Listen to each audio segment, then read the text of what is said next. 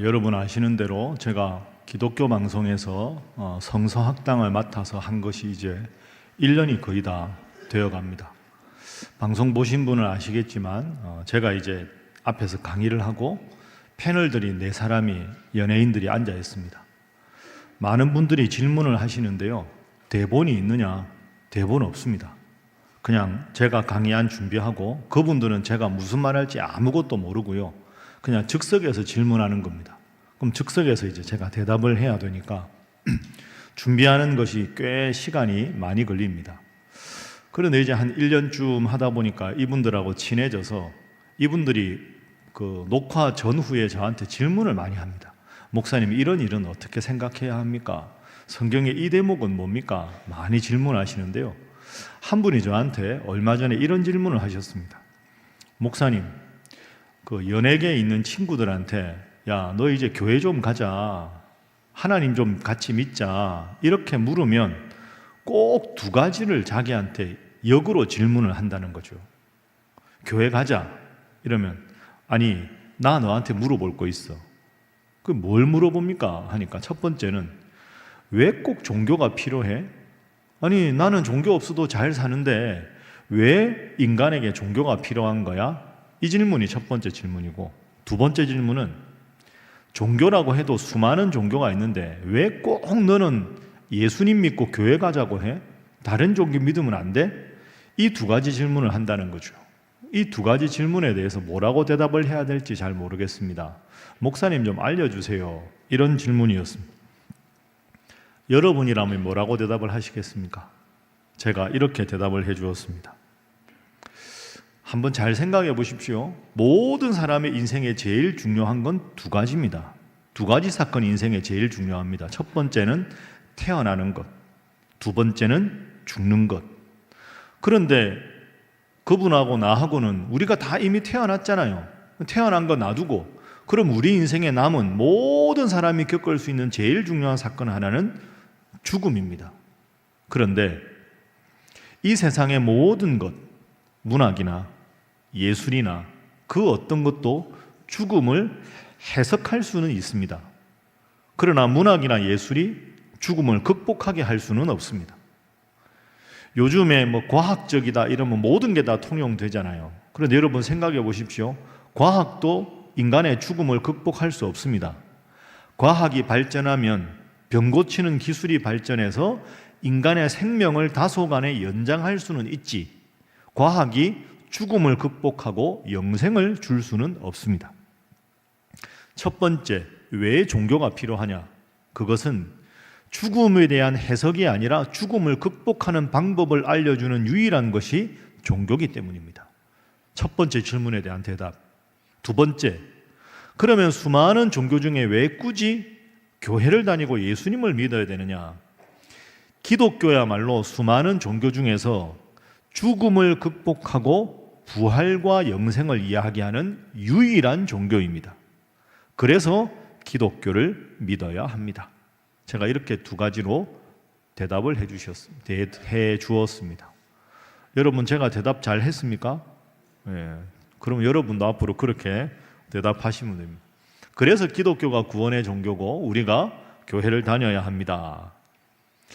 여러분, 제가 오늘 죽음에 대한 주제로 설교를 시작했습니다. 이 사순절이 예수님의 십자가를 생각하고 예수님의 십자가의 죽으심이 오늘 나에게 어떤 의미가 있는가를 생각하는 그런 기간이기 때문입니다.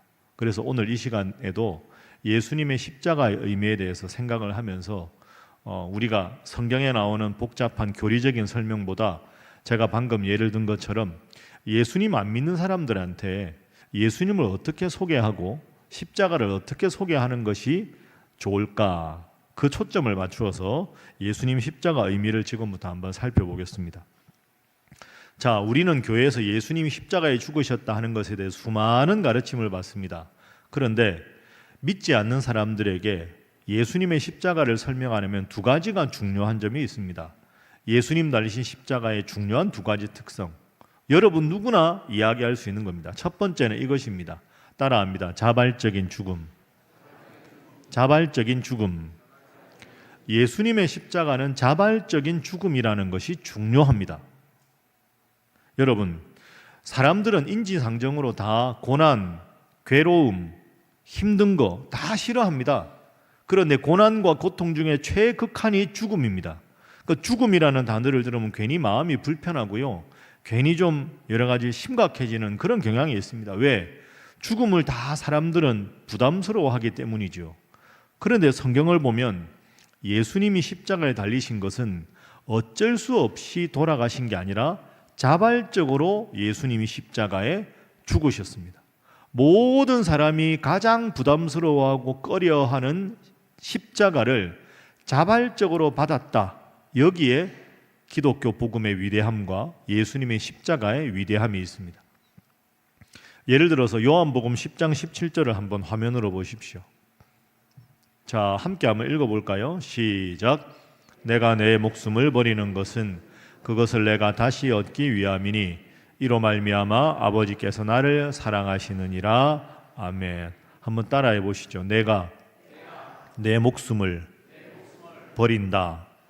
분명히 앞에 그렇게 되어 있죠. 예수님은 내가 내 목숨을 버린다.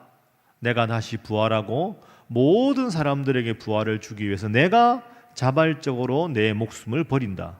그러니까 십자가의 가장 중요한 의미는 모두가 꺼려하는 그 죽음을 예수님은 기꺼이 우리를 위해서 죽어주셨다는 데 있습니다. 그러면 왜 예수님은 십자가에서 자발적으로 죽으셨을까요? 모두가 부담스러워하는데 예수님도 부담스러워하셨죠. 그런데 예수님은 끝내 십자가를 자발적으로 지셨습니다. 이걸 어떻게 설명할 수 있을까요? 제가 다시 쉬운 비유로 한번 설명을 해보겠습니다. 여러분, 요즘 날씨가 봄이잖아요. 근데 요즘 점점 봄이 짧아진다는 거 느끼시죠? 이맘때 되면 여기 교회 앞에 벚꽃도 환하게 피고 개나리가 만개하고 이래야 되는데 요즘에는 점점 여름과 겨울은 길어지고 봄이 짧아집니다. 그 요즘 날씨 보면 우리는 아침에 어떤 날씨 기대합니까? 그제 금요일은 날씨가 좋았는데 이맘때쯤 되면 4월 달이면 아침에 이렇게 딱 보면 봄볕이 따뜻하고 벚꽃과 개나리가 만개하고 그런 날 오전에 커피라도 하나 이렇게 해서 찬양이라도 들으면 마음이 푸근하고 따뜻하고 그런 걸 우리가 기대하지 않습니까? 근데 4월인데 요즘 날씨 보면 좀 표현이 그런데 우중충한 날씨가 많습니다. 볕도 별로 없고 이게 무슨 봄이 이런가 싶지요. 햇볕이 좀 이렇게 환하게 창으로 들이쳐야 마음도 좀 편안해지고 몸도 좀 노곤노곤해지고 평안해질 것 같은데 이게 햇볕도 안 들고 우중충한 날씨가 계속되면 우리 마음도 괜히 답답해지는 그런 느낌이 듭니다. 여러분, 그런데 만약에 아주 좋은 봄날을 연상해 보십시오. 꽃도 피고 너무너무 아름다운 봄날인데 오전에 창으로 아주 따뜻한 봄볕이 들어옵니다. 그런 날은 괜히 기분이 좋고 행복하지요. 그런데 만약에 따뜻한 봄볕이 밖에서 비치는데 아주 두꺼운 암막 커튼으로 햇볕을 완벽하게 가렸다고 생각해 보십시오.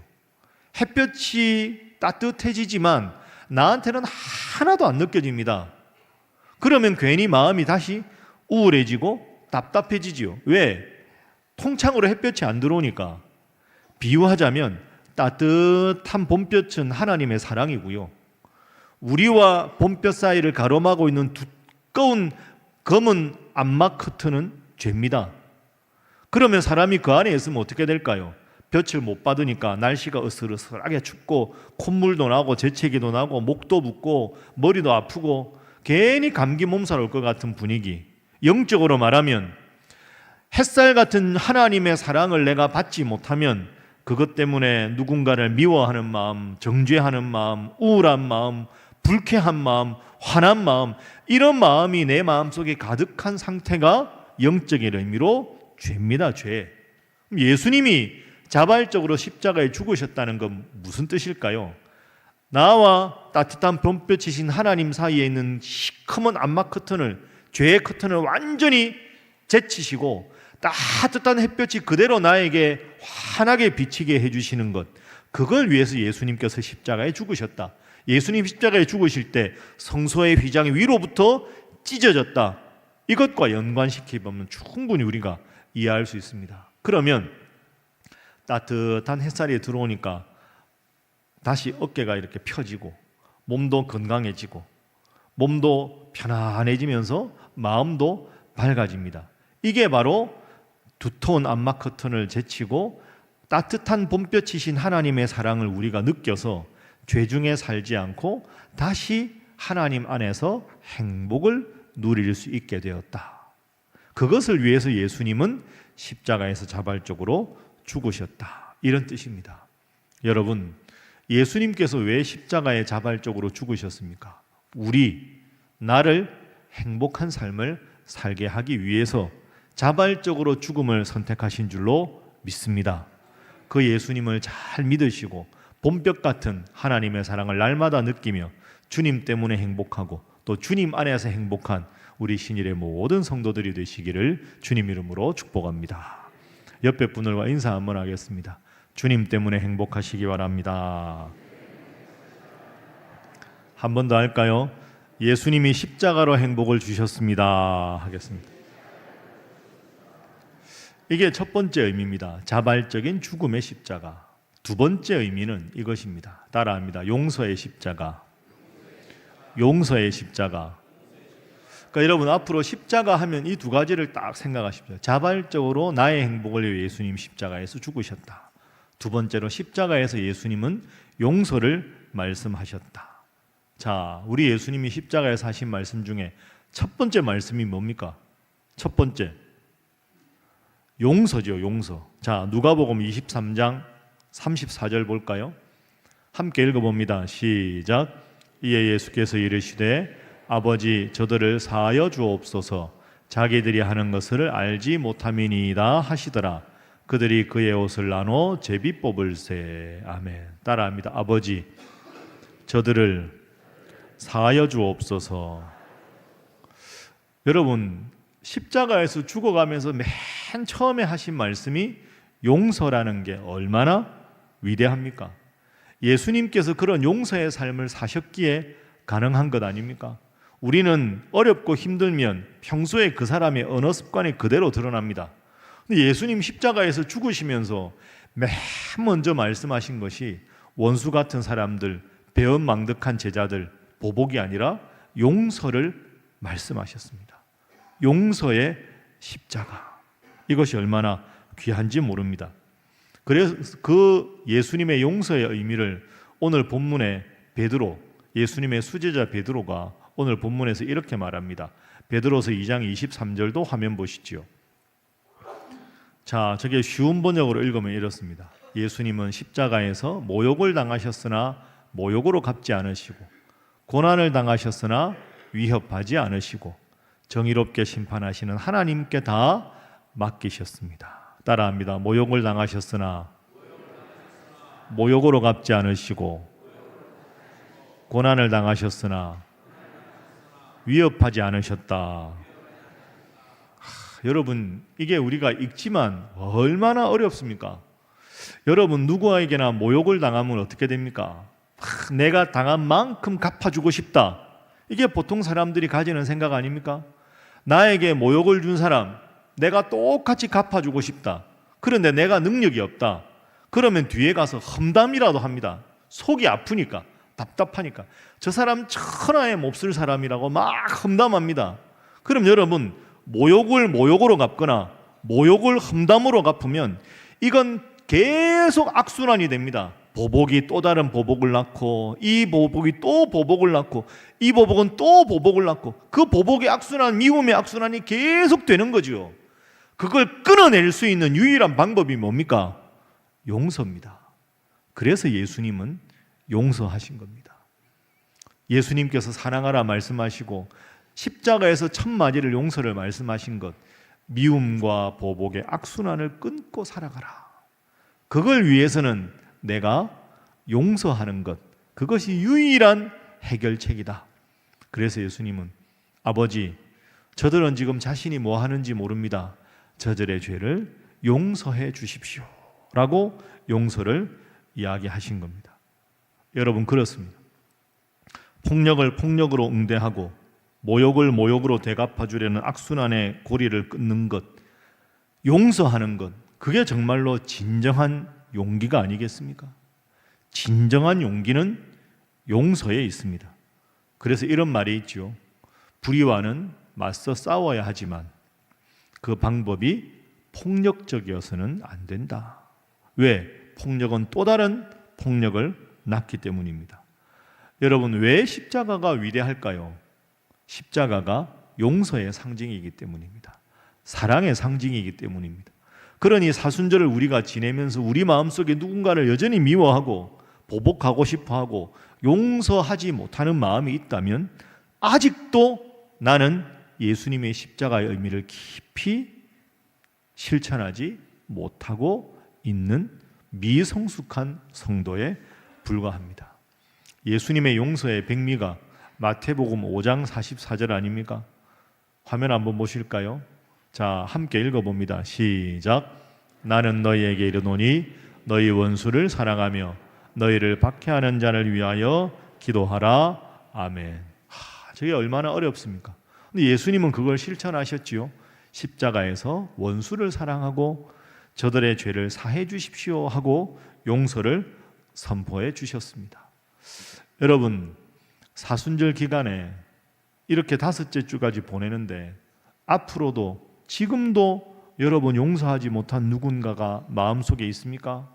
스스로 잘 돌아보십시오. 그리고 이제는 내려놓고 용서하십시오. 억울하다 생각하지 마시고 용서가 진정한 용기입니다. 그것이 보복의 악순환을 끊을 수 있는 유일한 해결책입니다. 목사님, 나는 절대 용서 못해요. 여러분, 그게 자랑이 아닙니다. 우리는 다 부족한 죄인일 뿐 아닙니까? 하나님 앞에 먼저 내가 용서를 받았다는 걸 생각해야 내가 용서할 수 있습니다. 그런데 하나님 오래 믿어도 여전히 용서하는 것보다 미워하고 정죄하고 판단하고 그 예수님 잘 믿는 게 아니지요. 목사님, 그래도 안 됩니다. 여러분, 죄송하지만 그게 아닙니다. 여러분 마음에 예수님의 십자가를 진심으로 믿는다면 용서해야 합니다. 미워하고 정죄하고 판단하고 그건 예수 오래 믿었다고 저절로 되는 게 아닙니다. 철저한 기도와 훈련을 통해서 가능한 겁니다. 인터넷에서 읽은 글 하나 제가 소개하겠습니다. 제목은 교회 안에는 무서운 것들이 있다 하는 겁니다. 교회 안에는 무서운 것들이 있다. 새벽 기도에 오래도록 한 번도 빠지지 않고 참석한 집사님의 눈길이 무섭다. 그분의 머릿속에는 새벽 기도에 빠진 성도들의 빠진 횟수와 날짜가 정확히 기록되어 있다. 11조를 정확하게 꼬박꼬박 하는 신자의 눈길도 무섭다. 그분의 머릿속에는 11조를 빼먹거나 제대로 하지 않는 동료 신자들의 목록이 빼곡히 들어있다. 40일 금식 기도를 다녀온 권사님의 눈길은 더욱 무섭다. 그분의 시선에는 너는 왜 금식 기도를 하지 않느냐는 무언의 질타가 섞여 있다. 초대형 교회, 이름만 대면 알만한 그런 교회를 다니는 성도가 무섭다. 그분의 말투에는 작고 별 볼 일 없는 교회를 다니는 사람들에 대한 우월감이 넘쳐난다.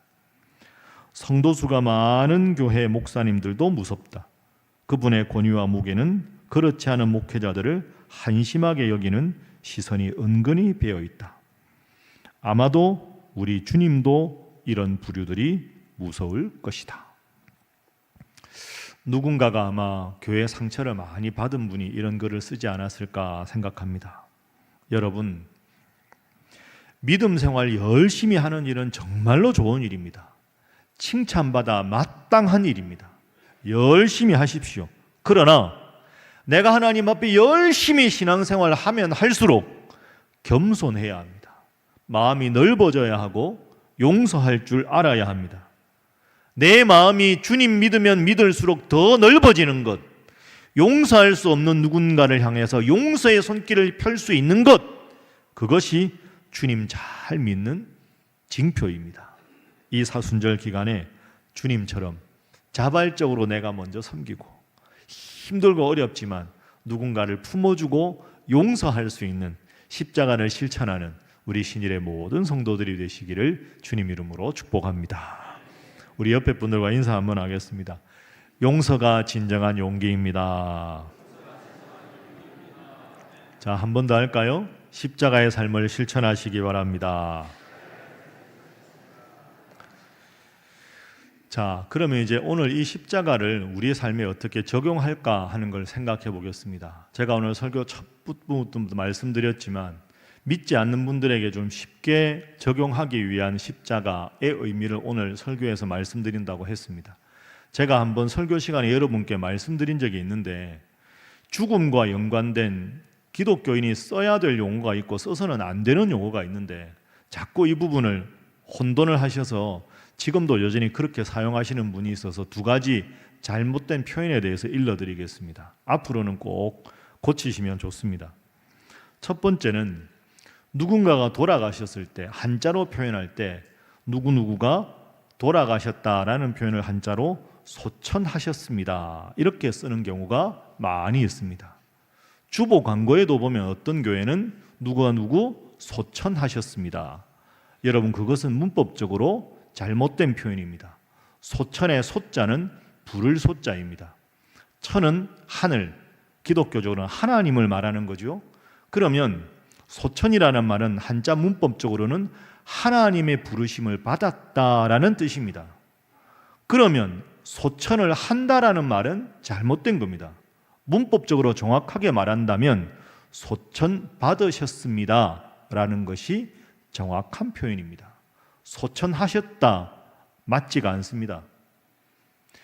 그러니까 여러분 중에 굳이 소천 받으셨다는 게 또 귀에 익숙하지 않으니까 한자는 굳이 쓰시려면 그저 평범하게 별세하셨습니다 정도가 좋습니다.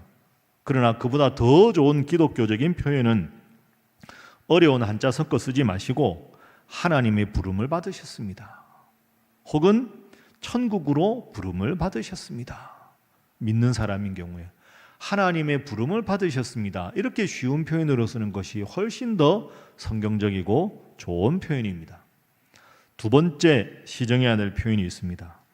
삼가 명복을 빕니다 하는 표현입니다. 제가 교회 장례식에 가도 수많은 조화에 삼가 고인의 명복을 빕니다 하고는 어느 교회, 그 매우 잘못된 표현입니다. 명복이라는 말은 불교나 우리나라의 무교, 무속신앙에서 주로 나온 용어입니다. 그 무속신앙에 의하면 사람이 죽어서 가는 곳이 명부입니다. 명부를 관장하는 신이 염라대왕입니다. 그러면 명복을 빈다라는 말이 우리나라 민속 종교에서 말하는 뜻은 명부에 가서 4, 5세계를 다스리는 염라대왕께 잘 모여서 극락 보내주십시오 라는 뜻입니다. 명복을 빈다는 건 매우 반기독교적인 표현입니다. 염라대왕에게 복된 심판을 받아 극락 가게 해주십시오. 그게 명복을 빈다라는 말입니다. 그러니 여러분, 관용적인 표현이지만 매우 부적절한 표현입니다. 그렇게 쓰지 마시고 하나님의 위로가 함께 하시기 바랍니다. 또는 부활의 소망을 가지시기 바랍니다. 그렇게 쓰셔야지 앞으로 저런 표현은 가급적 쓰지 않는 것이 좋다. 이렇게 여러분 생각하시면 되겠습니다. 자, 다 아셨죠? 예, 앞으로 잘 하시는지 보겠습니다. 옆에 분들과 인사하겠습니다. 바로 알고 바로 믿으시기 바랍니다. 한 번 더 합니다. 부활의 소망으로 살아가시기 바랍니다. 이제 결론입니다. 여러분, 그래서 예수님의 십자가를 잘 믿는 우리는 평범한 일생에 날마다 감사하며 살아가는 것, 그것이 제일 중요한 겁니다. 여러분, 믿음 생활을 왜 할까? 종교 생활을 왜 할까? 믿음에 대한 이런 표현이 있습니다. 한번 따라해 보시죠. 믿음은 절망으로부터 시작한다. 맞지 않습니까? 믿음은 절망에서 시작합니다. 내 능력이 이것밖에 없구나. 내가 참 보잘것없구나. 여기서부터 믿음이 시작되는 거거든요. 교만한 사람 믿음 생활 잘하기가 그래서 힘든 겁니다. 믿음은 나의 연약함과 부족함과 절망스러운 상황에서 어쩔 수 없는 나의 연약함에서 시작되는 겁니다. 그런데 여러분, 절망 중에 가장 큰 절망이 뭡니까? 죽음입니다. 죽음은 제가 처음 설교할 때 말씀드린 대로 인간의 힘으로는 극복할 수가 없습니다. 왜 우리가 예수님을 믿어야 될까? 예수님은 죽음 권세를 이기시고 부활하셨기 때문입니다. 그리고 그리스도께서 죽은 자 가운데 죽어 잠자는 자들의 첫 열매가 되셨다.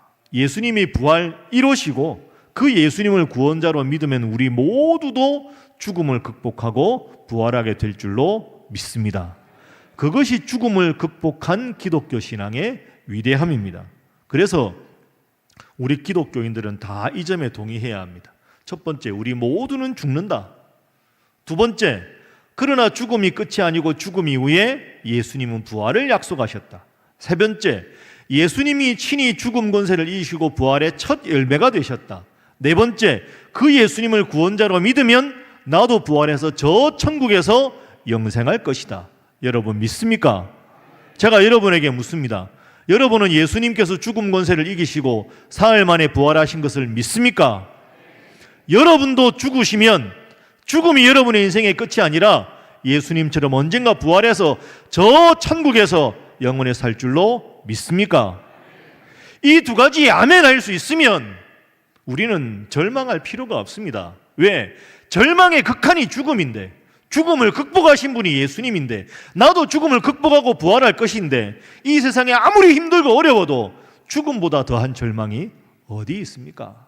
그래서 아무리 힘들고 아무리 답답하고 아무리 어려워도 그저 하루하루 주님께서 나와 함께 하신다 하는 믿음으로 절망을 딛고 일상에 감사하며 기뻐하며 주님 바라보며 살 수가 있는 겁니다. 그것이 예수님을 잘 믿는 일이고 사순절을 멋지게 보내는 성도의 생활 방식입니다. 사랑하는 우리 신일교회 성도 여러분, 현실이 답답하고 나라가 혼란하고 산불에 이재민도 많고 뭐 하나 속 시원하고 기쁜 소식들이 많지 않아 여러분의 인생이 힘드십니까? 답답하십니까? 그러나 완벽한 절망을 이겨내신 예수님, 그 부활하신 예수님을 믿고 그 십자가를 바라보면서 날마다 내 삶이 힘들고 어려워도 기뻐하고 감사하고 기도하고 살아가는 우리 신일의 모든 성도들이 되시기를 주님 이름으로 축복합니다. 기도하겠습니다. 사랑의 하나님, 우리에게 너무도 익숙한 십자가, 그 십자가임을 다시 깨닫게 하시니 감사합니다. 연약하고 부족하여 죽어 마땅한 저희를 위하여 자발적으로 십자가를 지신 주님, 모든 부족함에도 불구하고 다 용서해 주신 주님의 십자가를 생각하며 저희도 저희의 십자가를 지고 살아가게 하여 주옵소서. 사랑의 주님, 저희에게 십자가가 너무 익숙해서 그 의미를 소홀히 여기지 않게 해주시고 또한 그 십자가를 지고 살아가는 삶에서도 일상에서 감사와 행복을 느끼며 살아가는 성숙한 성도들이 되도록 역사하여 주옵소서. 믿고 감사하며 예수님의 이름으로 기도하옵나이다. 아멘.